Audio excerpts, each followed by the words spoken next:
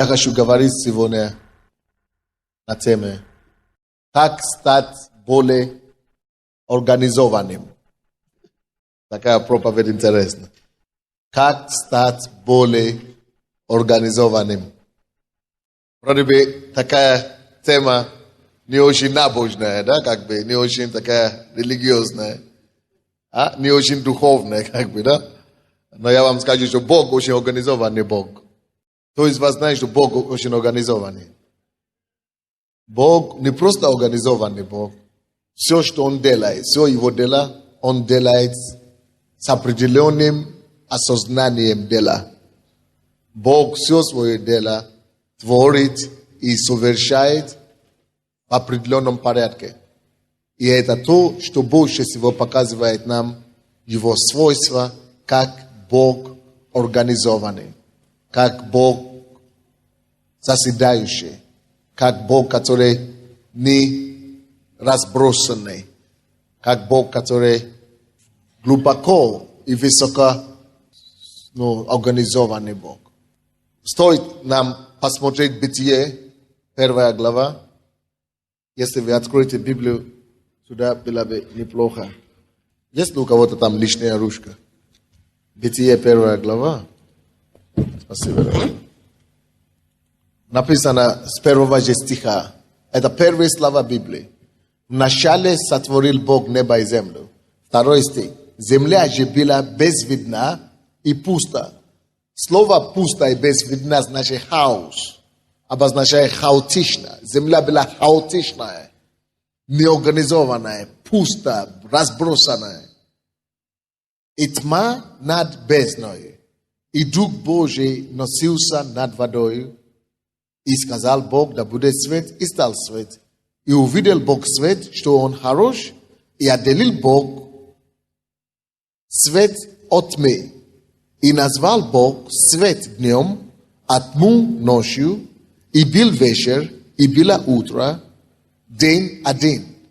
Кто из нас здесь человек, который связан либо с финансами, или математикой, или с аналитикой, или с мышлением, мышление работа. Ты поймешь здесь, что это не просто простые слова мы считаем.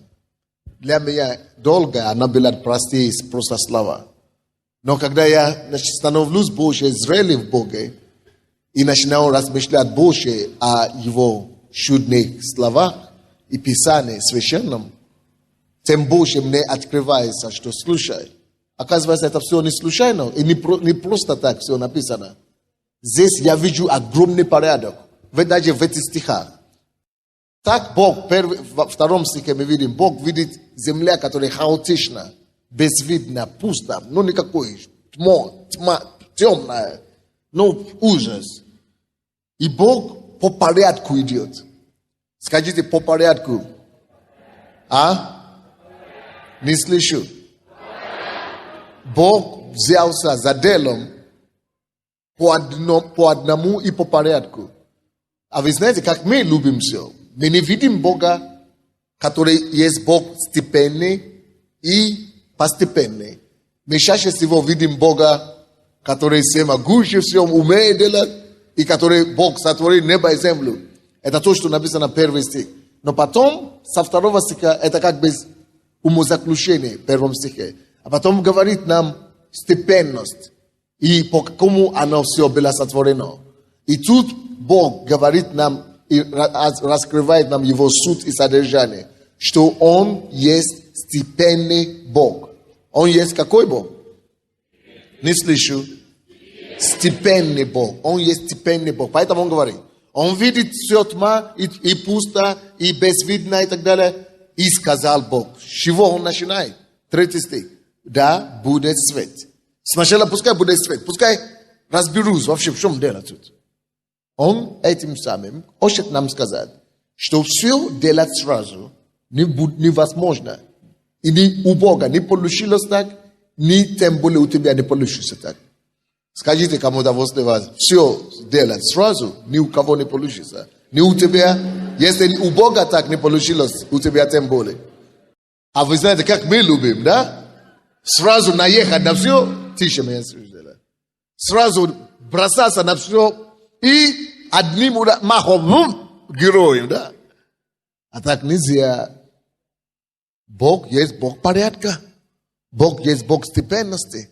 Бог есть Бог высокой организованности. И говорит, он говорит, сначала свет. Почему именно со светом Бог начал? Кто знает? Скажите. Потому что свет обозначает просвещение. Напишите, как? Просвещение. Напишите просвещение.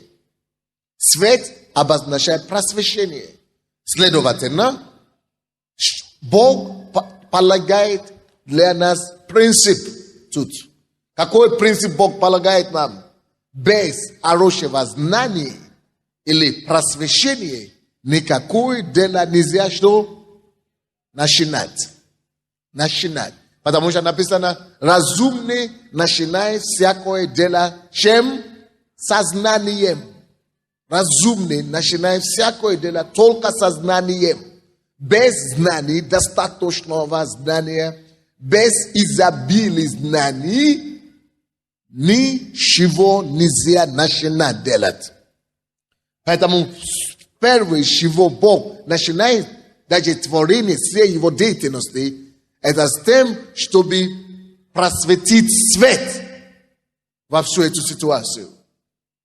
А просветить свет значит искать знания, искать разумение, искать информации. Это значит просветить слово одно, просвещать свет или просвещать светом.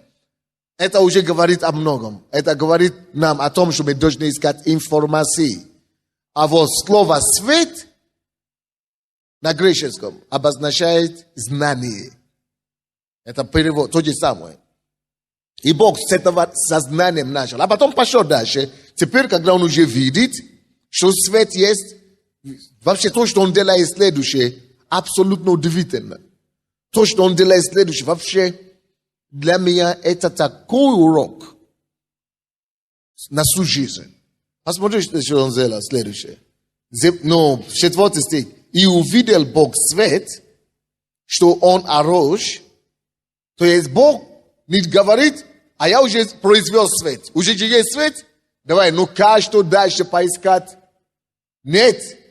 Он настолько степенный, что до невозможного. До невозможности. То, что он сейчас делает, следующее. Это так изумительно, поразительно. Посмотрите, что он делает следующее. Уже есть свет? Написано, и увидел Бог свет. Он уже произвел свет, понятно? Он возвращается назад, как бы смотрит заново за то, этот же свет, который он произвел, анализирует и проверяет. И поэтому и говорится, что и увидел Бог этот свет, он-то увидел, света нельзя не видеть. Это значит, он проанализирует. Он проанализировал, что, ага, вот, да, это такой, какой я его хочу видеть, или не совсем такой. Теперь скажите мне, пожалуйста, после того, я еще знаю, насколько ваша работа, ваш мозг аналитически умеет работать. Теперь вопрос к вам. После того, как Бог увидел свет, он был доволен или был недовольным? Кто мне скажет? Довольным, а я скажу, что вы двоечники. Он был недовольным. А вы знаете, почему вы сказали довольный он был? Потому что там не написано, что он был недовольным. Вы хотите, чтобы все уже разложили вам по полочку, чтобы вы говорили, да. Нет, откуда я знал, что он недоволен? Потому что в 4 стихе, посмотрите, написано. И увидел Бог свет, что он хорош, но не отлично. Откуда я знал, что не отлично? 4 стих читайте дальше. И отделил Бог свет от чего? Значит, была тьма еще в этом свете. И если бы он не анализировал этот свет, он бы не видел, что там еще есть тьма. Он недоволен, поэтому разделил свет от тьмы. Если бы он был доволен, он бы не трогал больше. Вы не поняли. Если бы он был доволен, он бы его не трогал. Молодец, аплодируй. Он отличник. Он отличник на самом деле. То есть еще это мне говорит. Для меня это такой урок. Это на всю жизнь урок. Что это говорит мне лично? Это мне говорит, что никогда не будь довольным то, чем ты делаешь с первого раза. Надо возвращаться к нему и проанализировать еще и еще раз. Надо еще раз и еще раз просмотреть. Он и увидит. Он же Бог, вроде бы, совершенный, само совершенство. Видит необходимость в улучшении и усовершенствовании его дела. Допустим, если вы студент, и вы с таким подходом подойдите к вашим всем заданиям, вы будете только круглый отличником. Я вам гарантирую. Потому что тем больше ты анализируешь твое же дело, тем больше ты начинаешь обнаруживать твое несовершенство. Кто-нибудь понимает меня сегодня? Все это Бог нам показывает. А мы думаем, что это в институте у нас учат. Институт это всего лишь 1% того, что здесь есть. У меня первый пастор был доктором, профессором математики. Прикладной математики, сложной математики. И вы знаете, при этом он говорит, слушай, когда я стал пастором, тогда я понял, что здесь Библия намного более сложная, чем все задания, которые мне пришлось решать по математике. Все оттуда, математика отсюда, физика отсюда, все здесь. Исаак или Айзек, или как там, Исаак Ньютон, или как там, Айзек Ньютон. Или Исаак Ньютон, на английском Айзек. Исаак Ньютон, который есть как бы отец нашей науки на сегодняшний день, он был проповедником. И его произведения, мы думаем, что он ученый больше всего. А 86 все его произведения были написаны проповеди из Библии. Никто это не знает. Весь мир просто знает, что он отец математики. Нет. Вот его математика. Мы даже еще не знаем, что здесь кроется. Короче, если вы будете иметь такой подход к делу, как здесь, в этом стихе Бог имел отношение, вы поймете, что, слушай, нету предела вашему успеху. И не будет лимита вашему росту. Кто-нибудь слушает меня? И говорит, и увидел свет хорош, но не совсем. Потому что он увидел кое-какую тьму там. И взял, и говорил, это свет хорош, но я его еще улучшу. Усовершенствую. И что, как он его усовершенствовал? Ответьте мне. Отделил от этого же света тьму. Ну, а потом, вообще такой умный собой. А потом, после того, как он это сделал до конца, уже все отлично, но он потом дальше пошел и задает себе вопрос. Вы знаете какой? Теперь у меня есть свет, один, теперь у меня есть тьма, один. Что я могу еще изобразить, или как это? Нет, изобразить с этого всего. Вот уже все отлично, но что мне с него сделать еще? Допустим, у нас картошка. У меня картошка. Некоторые люди, некоторые народы, они берут картошку и варят только в картошку, и все. И кушают. Или в некоторых странах картошки только варят и жарят. Это два способа, которые они знают. А в некоторых народах картошку варят, жарят и еще пюре. Ну, как-то умудрились делать с картошкой. Для вас, потому что вы знаете, что такое пюре, это как бы большой голове не надо здесь. Вроде бы ничего не надо. А для некоторых, я знаю, при Советском Союзе картошки фри не было. Правильно? А вы думаете, что это большого ума не надо? А вот почему-то страна Советов не доходила до этого дела. А хочу вам сказать, что вроде бы просто так же со всем делом. Некоторые люди только видят картошку одну. И все, забитая голова. А не которые только видят картошку фри, картошку, ну, пюре, картошку вареную, и все. И чипсы, и все. А я вам скажу, как некоторые видят. С одной картошки, оказывается, можно делать 200 видов или типов пищей. С одной картошки. 200. Серьезно, у меня есть целая книга об этом. Что я имею в виду? Допустим, мы построили церковь здесь, посольство Божие. И здорово, люди приходят, каются, наркоманы исцеляются, бизнесмены приходят, всем хорошо. И мы счастливы, мы сидим. Поэтому деградация наша неизбежна. Надо постоянно смотреть на то, что мы уже построили. И критично подойти и говорить, я уже вот это сделал.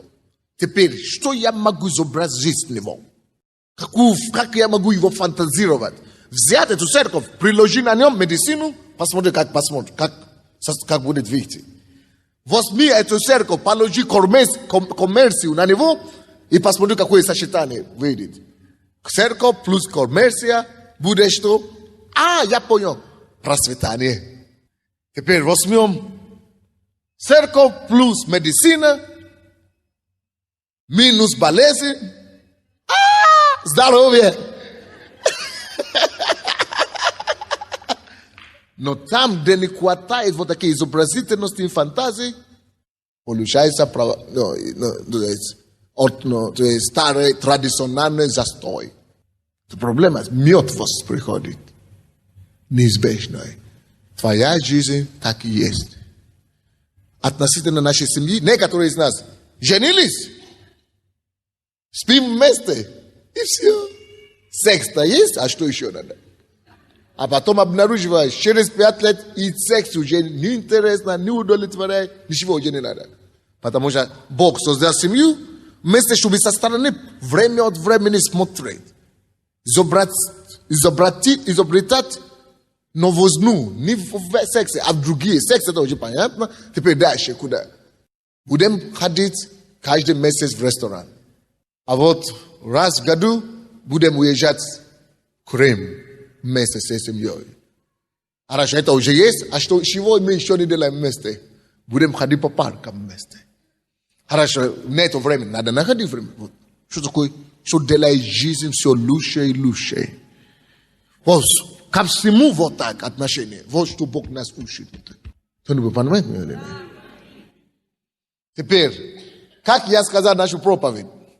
Как стать более организованно? Вот эту проповедь могу его тянуть на неделю. Но если я начну только по Библии вот так говорить вам, я не буду более практические вещи говорить. Поэтому все это проповедь, которую я сейчас буду читать, оно из этой первой главы только Библии. Бог такой организованный, ужас. Страшно становится. Он такой организованный, Боже мой, когда я догону его, я увижу порядок такой. Но нам надо учиться быть организованным. Каждый раз, когда я учусь об этой теме, да, и понимаю, насколько Бог такой организованный, мне стыдно, когда я прихожу в нашу церковь. Потому что я думаю, ёлки-палки. Это ничего же не сделаешь с этим манежем. Ничего не сделаешь. Даже то, что мы тратили уже здесь, сюда, $500,000 мы уже тратили, пока мы здесь. Все равно нас выгоняют. Ничего не сделаешь. Надо ждать нам, когда у нас будет свое здание. Чтобы мы могли показать Украине, что значит порядок. Но здесь ничего не сделаешь. Сарай и все. Уже дотерпим до конца. Но когда все будет, вы увидите, будет очень... Мы применим то, что мы в Библии читаем. Итак, как быть более организованным? Первый пункт. Надо знать свои приоритеты в жизни. Скажите своему соседу, если ты хочешь быть организованным, начни с твоих приоритетов жизненных. Начни с твоих приоритетов. Теперь, каждый напишите себе, какие мои приоритеты жизни. Потому что без этого у вас жизнь будет мясорубка. Ну, как, да? Мясорубка, да, или каша. Да, или винегрет. У кого как бывает. Винегрет будет. Слушайте меня сюда, церковь. Если вы хотите быть организованным, знайте, какие приоритеты жизни. Для нас, которые уже поняли, что такое жизнь.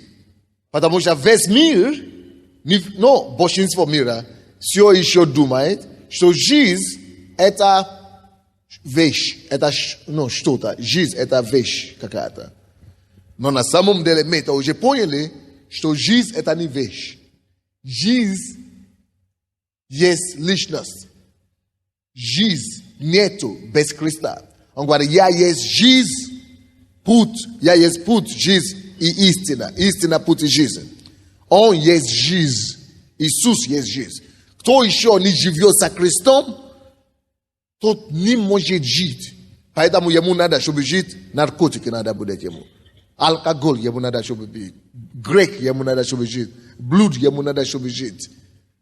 Отвращение или развращение ему надо, чтобы жить. Извращение ему надо, чтобы жить. Потому что он ищет жизнь в вещах. А жизнь не в вещах. Жизнь в личности. Жизнь в авторе жизни. Он есть автор жизни. Только когда ты его приобретешь, тогда ты имеешь жизнь. Удалишься от него, у тебя начинается жизнь от тебя удаляться. Твоя жизнь начинается, что-то не хватает. Быть сухим, больше, сушать. Будь больше и больше, быть сухим и пустой. Сохнуть. Твоя жизнь будет сохнуть больше и больше. Потому что когда ты выдернешь деревья из его жизни, которая есть почва, она начнет сохнуть. Так и мы. Иисус есть жизнь. Удалишься от него, ты начнешь сохнуть. Хочешь, не хочешь. Ты не поймешь это сразу. Ты просто чувствуешь, что-то мне не хватает. А что не хватает? Буду больше работать. Ты работаешь больше, что-то еще не хватает. Давай будем наливать это дело. Буду веселиться, буду вечериться, будем пить побольше. Пьешь? 5 минут хорошо, а на следующий день еще хуже. Потому что жизнь не в вещах. Жизнь это не бутылки, жизнь не в порошках, жизнь не в вещах. Жизнь во Христе. Это приоритет. Это есть приоритет номер 1. Приоритет номер 1. Приоритет номер 1. Ты должен найти автора жизни. Ты должен найти саму жизнь. Ты должен его соединиться с жизнью. А он говорит, я есть жизнь. Я есть жизнь. Пускай философия тебя не запутает. Пускай нас похоть тебя не путает. Пускай грех тебя не слепит. Я есть жизнь. Alright? Я есть жизнь.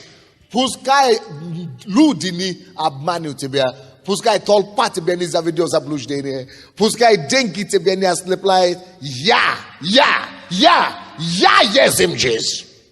Right? Я жизнь.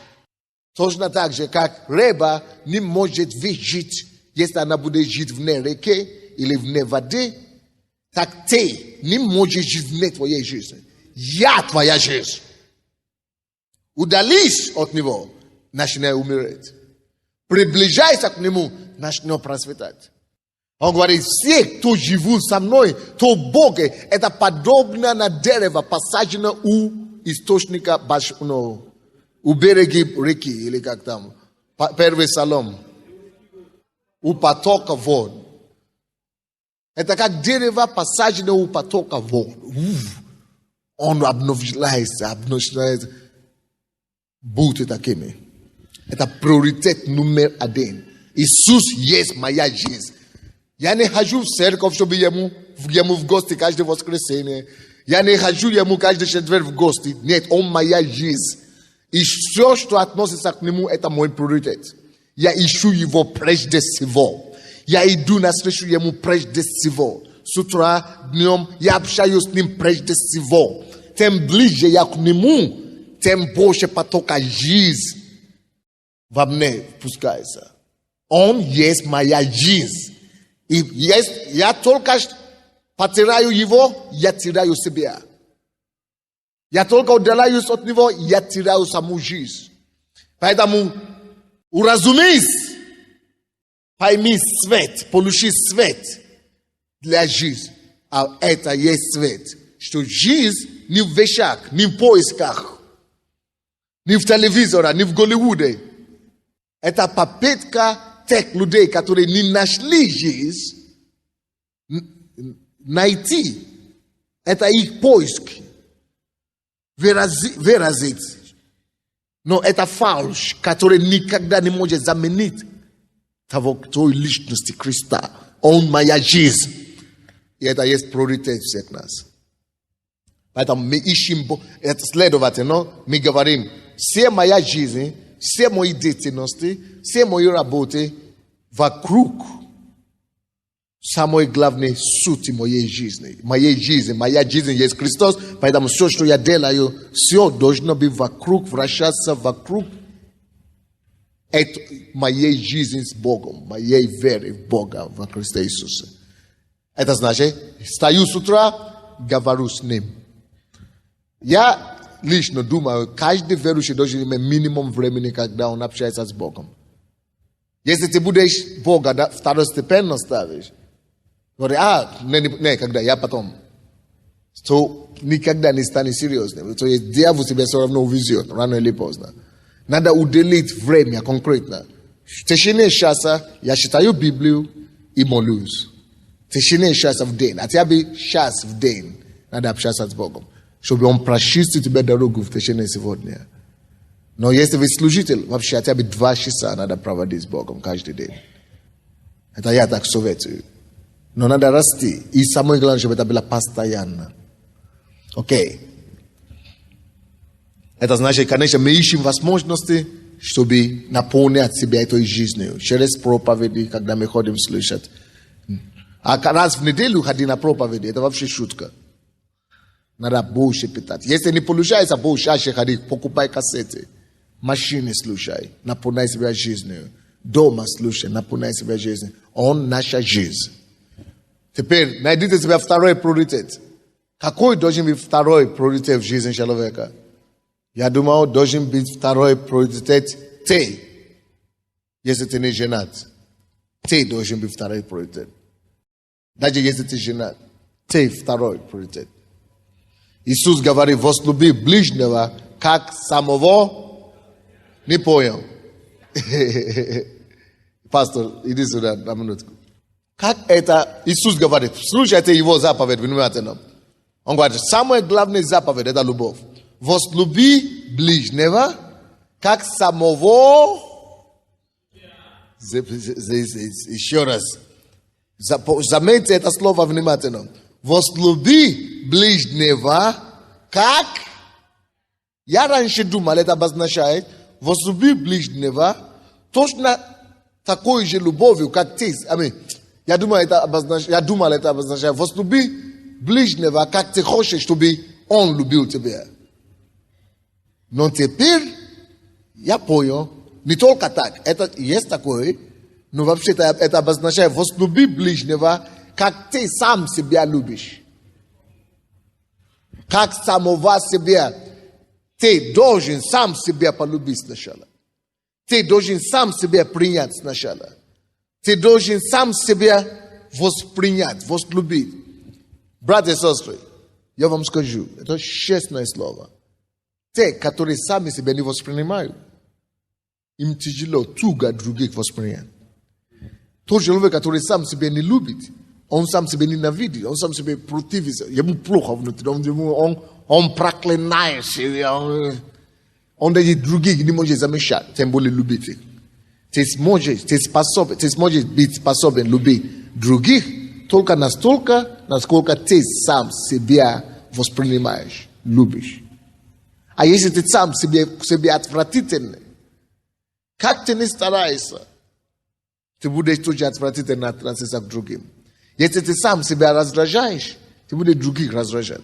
Поэтому надо прежде всего себя. Я поэтому не ставлю семью на второе место. Я ставлю тебя на второе место. Бог на первом месте, на второе место я. Приоритет 2 должен быть ты. Что значит ты? Ты должен так наполнить себя Богом, так расположить себя к Богу, чтобы ты, извините за слово плохое, чтобы ты сам себе не вонялся. No. Да. Не пахнуть плохо, ты сказал. Чтобы ты сам себе не вонялся.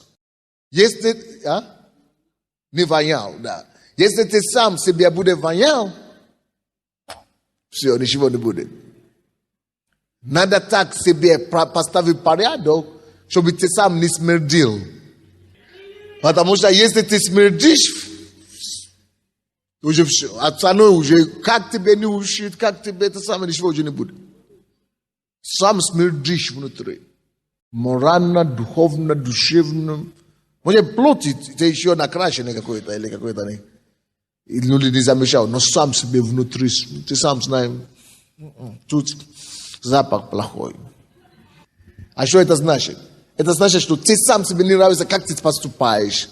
Твой характер сам, ты противишься, ты сам себя ненавидишь, как ты сам себя ведешь. Поэтому надо позволить, надо работать над собой, позволить Богу менять, изменить себе предоставить Богу так, чтобы Он плоды духа взрастил в тебе, чтобы Он менял твой характер, чтобы ты сам себе не стал противным. Поэтому ты на второе место.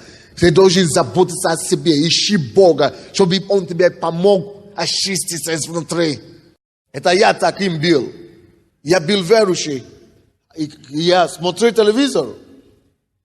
Смотрю, попадаю на порнографию или какой-то.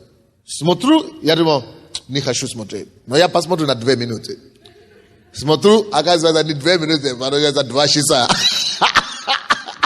А потом сейчас... Какой это самое? А потом депрессия, валик. А потом с депрессией, никто не пускает, не смотрит. Что у тебя? Чего ты это самое? У тебя плохой, какой у тебя голос такой? Ну, ничего, ты же никому не скажешь. Потому что я сам смердил внутри, уже все, остальное все уже другие. То же самое. Говори, не блуди, не гуляй, а ты пошел в дискотеку, а потом и пошел и поехали. Очнулся с утра уже.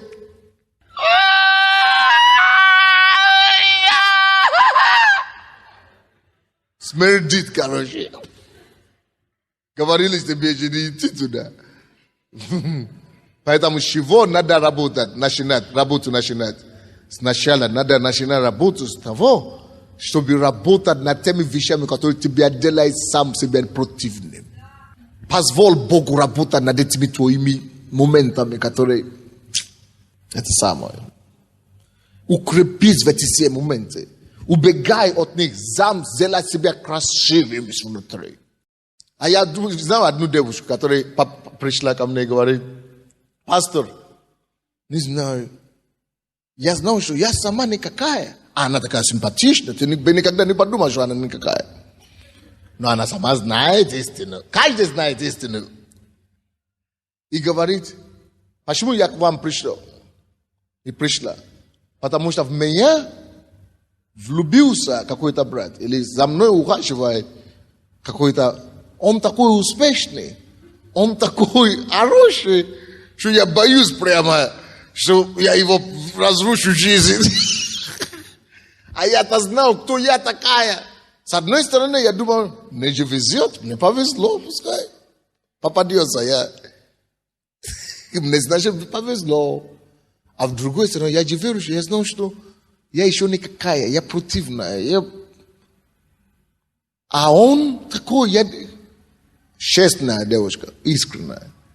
Она симпатичная внутри, она понимает, что в порядке в ее жизни только ее плоть, тело, только одежда и все, косметики в порядке. Все остальное внутри, не смотри туда. Она говорит, я даже боюсь его пропустить поближе к себе, потому что Пропущу, и он увидит, кто там за этой красавицей прячется внутри, чтобы не напортить все заранее. Ну, кто понимает, о чем я говорю? Вот почему у нас все есть Бог. Вот почему у нас все есть Библия. Поэтому Бог дает всем нам шанс. Слушай, ты это сам знаешь, что ты возьми за Богом, возьми за Библию, возьми за Слово, беги за Богом. Прежде всего, поставь это на место, дай, чтобы Он над тобой проработал. Дай, чтобы возьми книги, читай проповеди, дай, чтобы Бог тебя на изъянку тебя вывернул. Чтобы Он тебя очистил. Тогда, пока тебе сам не станет нравиться сам себе. Вы понимаете меня, да? Пока не станешь нравиться сам себе. И когда ты нравишься сам себе, аллилуйя, аллилуйя, ты как я, счастлив, свободен. Можешь вытворять, что хочешь, когда хочешь. Ты счастлив, ты свободен. Ты не переживаешь? Не подниму на сцену. А то подниму, меня покажу по телевизору, а проститутка, с кем я переспала, увидит и начнет рассказывать басню обо мне. А не, когда не была проституток, я свободен. Не боишься показываться на публике, потому что кого-то обманул, обдурил, увидит и проклянет. Никто не проклянет, а я свободен. Даже если кто проклинает, написано, кто проклинает незаслуженно, на него сам проклятие возвращается. Я свободен. Вот что делает, что Бог делает для нас.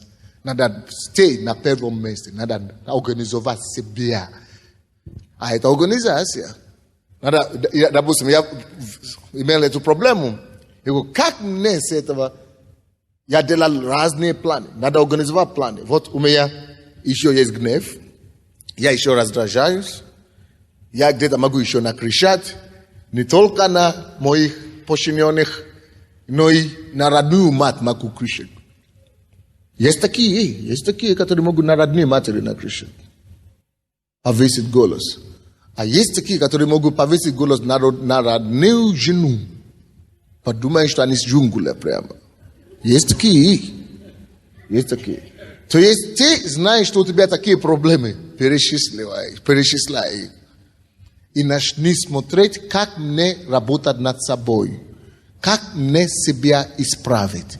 Как мне себя улучшить.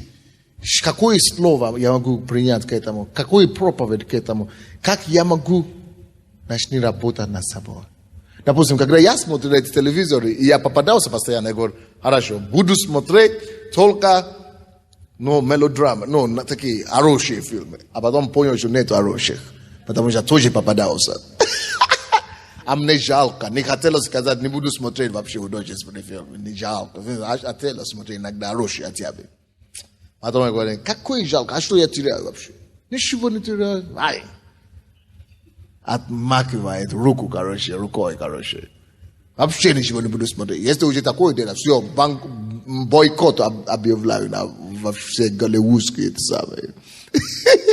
И белорус фильмы, все фильм, и леймс фильмы, все. Я лучше объявлю вам бойкот, чем стану вам жертвой. Поэтому смотри, моя проблема телевизор. Теперь, что в телевизоре меня не берет, не делает грязно. Спорт, это не делает мне грязно. Для меня это нормально, не вредит. Пишу. А это не вычеркиваю. Погода тоже не вредит. Пишу погоду. Что там еще? Новости тоже не вредит. Пишу новости. Мультики, да? Да, мультики. Молодец, девочка, там так говорит. Молодец. Мультики не вредит. Мультики. Да. Ну, я сам не смотрю мультики. Но для нее, ради нее я это сказал. Короче, вот, эти 3 статьи мне не извращаю, только они смотрят. Все. Что я делаю? Не потому что я глупый такой, а потому что я умный такой. Я организую свою жизнь, чтобы потом дьявол со мной не играл самбо, когда он захочет. Потому что ты думаешь, а ничего страшного, что я смотрю. Но есть моменты слабости у всех людей. И когда эти моменты слабости приходят, у тебя все картины начинают плевать вот так. А ты думаешь, а я хочу же в церковь, как мне его остановить? Во имя Иисуса, во имя Иисуса. Она прекратила на минутку, а потом через минутку пришла опять во имя Иисуса. Зачем ты вообще смотрел? Не надо было во имя Иисуса сказать. Избежание, как это, лучше, чем как профилактика, лучше, чем лечение. То есть, лучше не допустить, чем потом бороться. Вы понимаете, о чем речь? То есть, надо сделать, короче, свою жизнь. Но, когда речь идет, я говорю, что второй приоритет, это ты, это вы лично, речь идет о 3 уровнях. Человек имеет 3 уровня, над чем он может работать. То, что я говорю о грехах и так далее, это духовно. Я не хочу осквернять себя духовно. Поэтому я принимаю меры, чтобы не раздражаться, чтобы не ходить в гневе, чтобы не кричать, чтобы не грешить. Это духовно, чтобы себя хранить целостно. А потом есть душевную сторону. Нужно тоже работать над собой в области души. Что входит в душу? Это интеллект. Это разум, это эмоция, это чувство. Как сделать так, чтобы у тебя было и здоровье мысли, здоровый разум, интеллект был острый такой, хороший.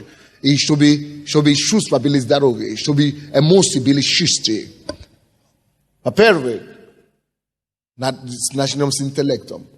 Надо работать над собой в то направление, которое Господь тебя ведет. Ты знаешь, что Бог тебя призвал стать врачом. Займись этим. Начни заниматься. Будь учись выше лучше всех. Это значит, ты интеллектуально сам себе готовый. И когда ты пойдешь на работу, тебе не будет стыдно. Ты знаешь, что Бог тебя призвал быть бизнесменом. Считай все, то, что только можно считать в этом направлении. Будь умнее всех. Это даст себе здоровый ум. Но иметь здоровый или богатый интеллект, это еще ничего не значит.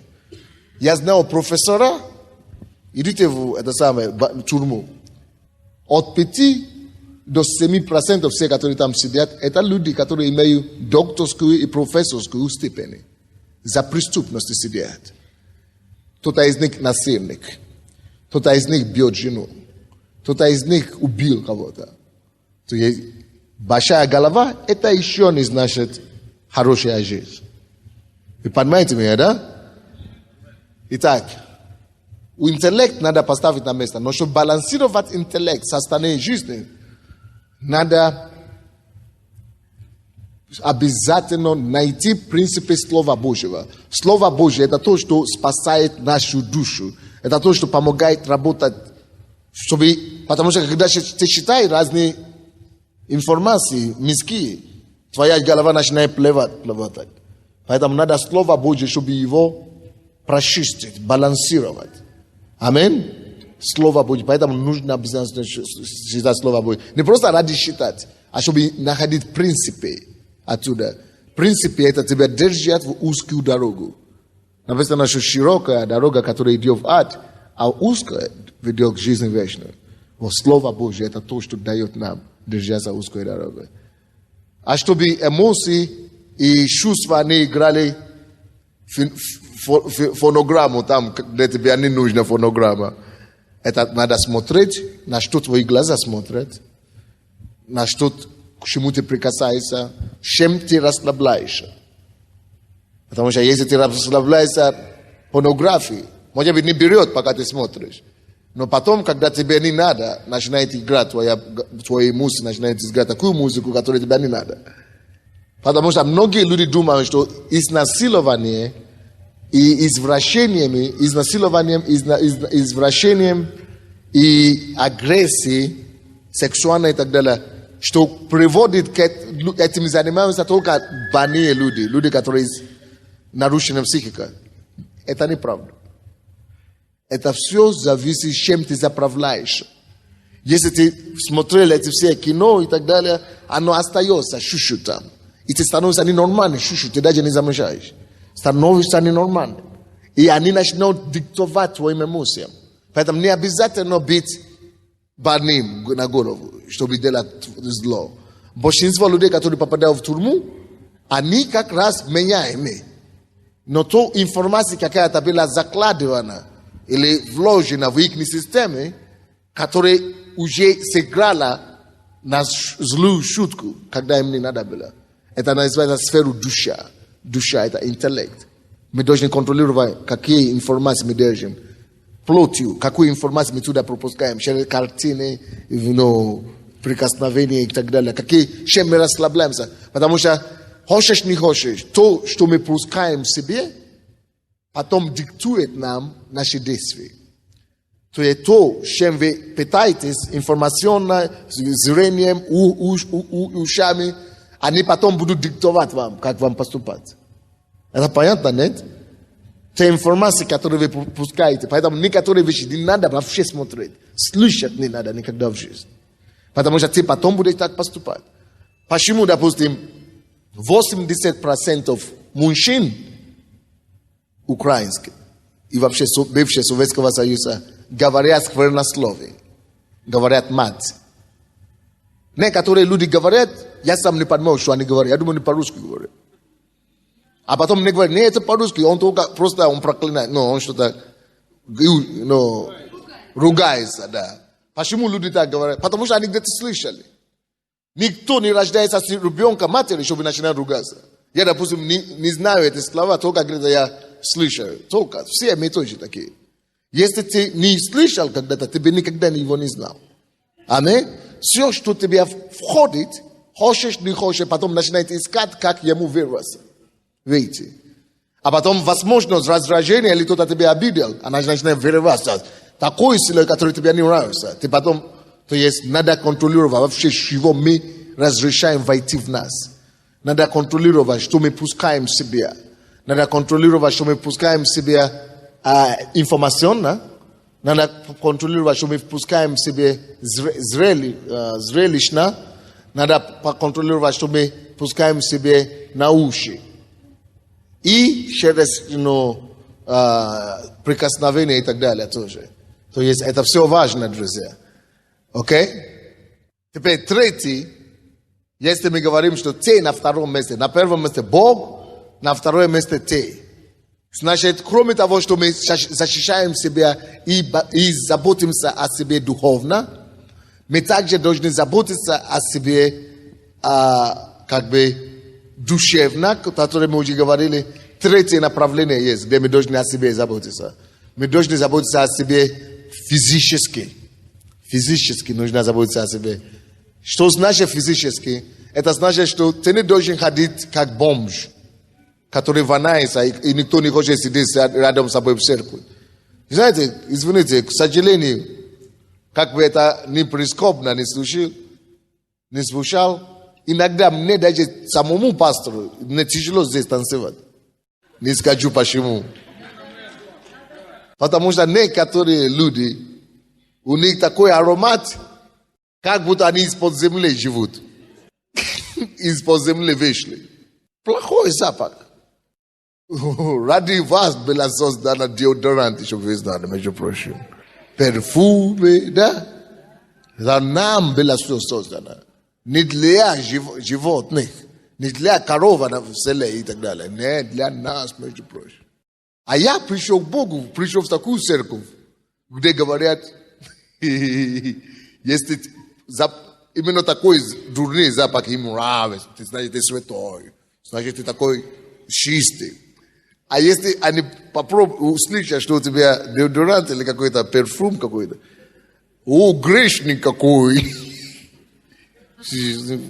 Они думают, что этим они Бога угождают. Я говорю, какой грешник, что ты? Первый раз, когда после того, как я пришел в церковь, а я тоже я хотел Богу служить, я хотел быть такой ревностный.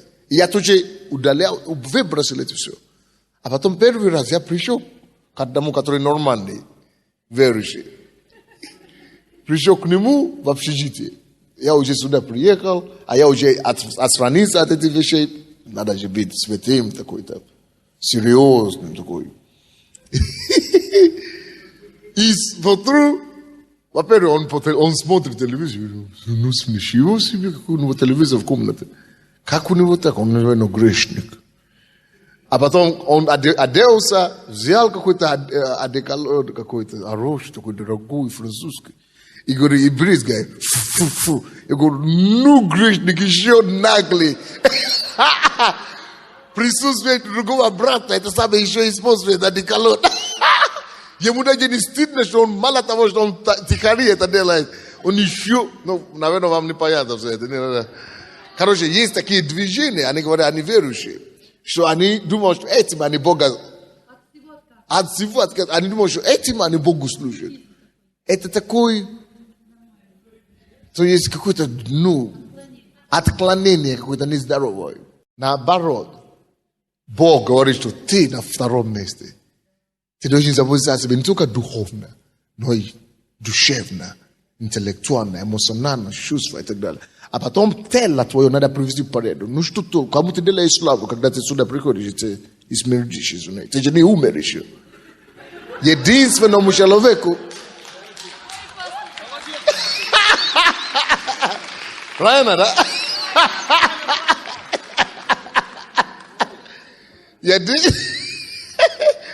Единственному человеку, кому позволено в Библии смердить, был Лазарь. Не, я неправильно читал Библию.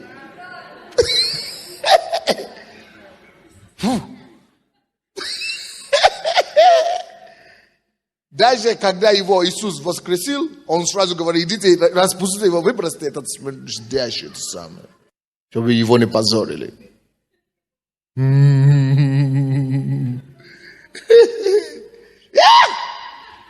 Тебе не разрешено смердить, ты еще не умер. Кто там не поддерживает здесь, говорит, молодец, пастор. Ты говоришь, да? Ну, я понял, что кто-то уже микрофон с моей сейчас соберет, поможет мне проповедовать очень. Просто понимаете, братья, я вот слушал пастыря, и я скажу откровенно, я бывший баптист. Я приехал из Днепропетровщины, вы знаете прекрасно. Так вы мне извините, в баптистской церкви никогда ни один брат не позволит зайти в шортах. Сестра никогда не позволит зайти вот так вот, как говорила пастырь София, животики открыты, юбочки вот так вот, и все, и сестра пришла. Братья-холостяки стоят, челюсть отвиснет, глаза на выкате и смотрят. Сестра пошла, все. А ведь это некрасиво. Мы все должны ходить смиренно и степенно, выглядеть должны достойно. Я просто призываю всех братьев ходить так, как положено ходить служителю. Не просто члену церкви, а служителю. Я сегодня шел в церковь. Из-за того, что жарко, я одел футболку. Моя любимая жена говорит, Коля, одень белую рубашку, ты идешь к Богу. Я говорю, зайка, я прекрасно все понимаю, но жарко. Понимаете, это было бы классно. И ведь мы, тем более, церковь, очень большая, известная. Я буквально только 3 дня приехал в Салушты. Я там где не скажу, что я с Киева, церковь Посольства Божье. Меня сразу же окружали люди, интересовались. Расскажите. Вот здорово. А нас слава уже в Крыму идет, понимаете? И не просто так. И мы должны быть примером не только для всех городов, но и для всего мира. Мы церковь Посольства Божье, а это громкое название. Молодец. Поэтому, между прочим, одежды продаются в магазинах для нас. И косметики тоже. Вот это значит, если заботиться о своем теле, это не просто как мы одеваемся. Я сегодня говорю своим пасторам. Кто видел мою фотографию 99 год, 98, 97, 2000 год еще. Я был плотным такой. Я весил 90 килограмм. А сейчас я весу 78. Я сбросил сначала 15 килограмм. Вы знаете почему? Потому что заботиться о себе, значит, так, я хочу долго жить, значит, надо по-другому как-то. Допустим, я раньше любил сладости, до сих пор не приносят, потому что люди знали, что я любил сладости, и до сих пор приносят, а я его не знал вообще уже куда девать. Я уже не ем сладости. Почему? Специально, потому что я понял, не все вкусное и полезное. А если хочу, чтобы вырос здоровым и хорошим, надо некоторые вещи ограничивать себя. И до смерти я буду вести, сколько сейчас я вешу.